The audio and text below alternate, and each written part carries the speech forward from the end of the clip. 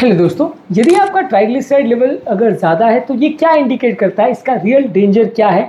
Triglyceride definitely नलियों के blockages को बढ़ाने में सिग्निफिकेंट रोल प्ले करता है, लेकिन इसमें क्या साइंटिफिक एविडेंस है, कितना ज़्यादा ये डेंजरस है और इसके अलावा ये कौन कौन सी दूसरी बीमारियों को कर सकता है, इसके बारे में जानने समझने का प्रयास करेंगे ताकि ट्राइग्लिसराइड लेवल्स के ज़्यादा होने का प्रैक्टिकल इंप्लीकेशन आपको समझ में आए। टॉपिक पर जाने से पहले जो लोग हमारे चैनल पर नए हैं, मैं रिक्वेस्ट करूँगा कि चैनल को सब्सक्राइब करें, वीडियोज़ को फ्रेंड्स फैमिली के साथ शेयर करें, क्योंकि कंटेंट किसी की जिंदगी बचाने, बदलने और हेल्दी बनाने के लिए उपयोगी हो सकता है। इसलिए समय बिगाड़े बगैर शुरू करते हैं हमारे साथ ये हेल्थ का सफर। ट्राइग्लिसराइड लेवल डेफिनेटली अगर ज़्यादा है तो नलियों के अंदर कोलेस्ट्रॉल डिपोजिशन होने का चांस यानी प्लैक बनने का चांस को बढ़ाता है, जिससे कि हार्ट अटैक और लकवा होने का चांस बढ़ता है। जिन लोगों में कोलेस्ट्रॉल वैल्यूज भी अगर कंट्रोल में, वैसे लोगों में भी यदि ट्राइग्लिसराइड ज़्यादा है तो ये सिग्निफिकेंटली कार्डियोवैस्कुलर इवेंट्स के रिस्क को कम कर सकता है। तो अगली बार जब आपका लिपिड प्रोफाइल का रिपोर्ट आए तो सिर्फ आपको अपने कोलेस्ट्रॉल लेवल्स पर ही फोकस नहीं करना है, आपको ट्राइग्लिसराइड पर भी फोकस करना है, क्योंकि अपने आप में ये भी एक सिग्निफिकेंट रिस्क फैक्टर है जहाँ पर नॉर्मल कोलेस्ट्रॉल होने के बावजूद भी ब्लॉकेज डेवलप हो सकता है।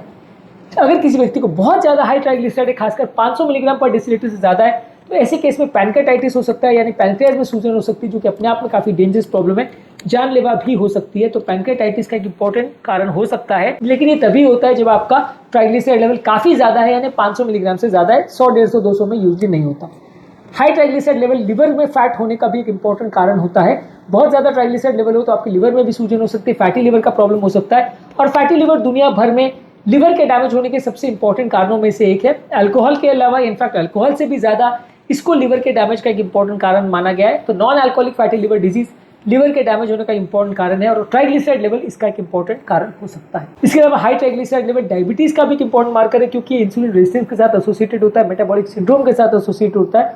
तो अगर किसी व्यक्ति का ट्राइग्लिसराइड ज़्यादा है तो डायबिटीज का एक इंपॉर्टेंट मार्कर है और डायबिटीज से होने वाले डैमेज को ये प्रोडिक्ट कर सकता है काफ़ी टाइम पहले। इसके अलावा अगर किसी का ट्राइग्लिसराइड ज़्यादा है तो काफ़ी केसेस में ये लो एचडीएल यानी अच्छे कोलेस्ट्रॉल कम होने का मार्कर भी होता है।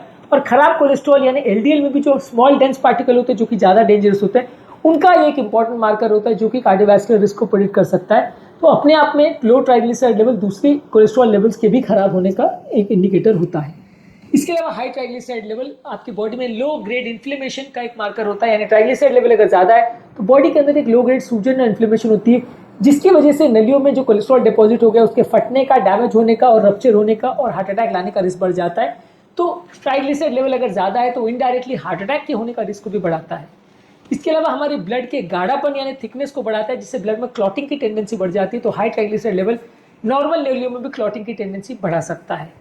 इसके अलावा high triglyceride level metabolic syndrome का भी एक इंपॉर्टेंट मार्कर है, जो कि हार्ट अटैक, लकवा, डायबिटीज, ओबेसिटी, बहुत सारी बीमारियों के साथ होता है। अगर किसी व्यक्ति को कार्डियोवैस्कुलर डिजीज है तो उसके लॉन्ग टर्म आउटकम्स कंपैरेटिवली ज्यादा खराब होंगे यदि उसके ट्राइग्लिसराइड लेवल ज्यादा है।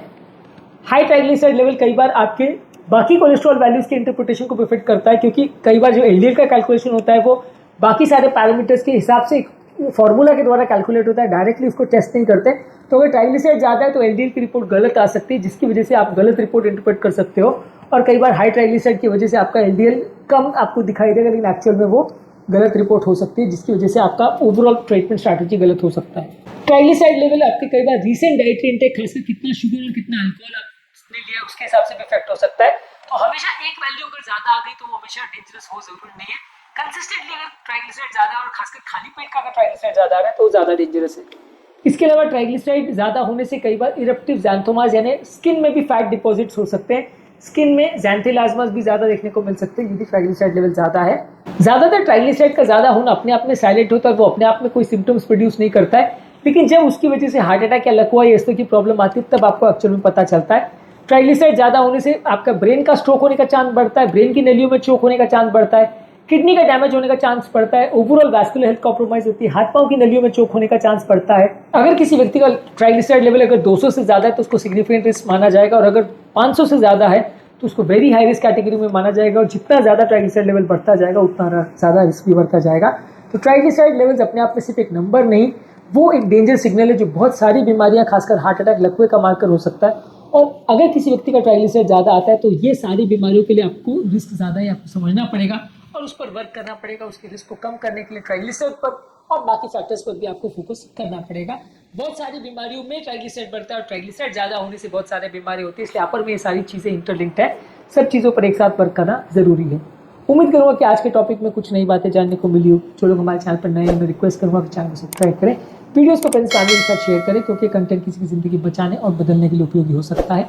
आपके कमेंट्स हमें जानने में मदद करते हैं कि आपको हमारा कंटेंट कैसा लग रहा है, प्लस हमारे मोटिवेशन और इंस्पिरेशन का काम करते हैं। इसलिए पॉजिटिव और नेगेटिव कमेंट्स करते रहिए, वीडियोज़ को देखते रहिए और हेल्थ के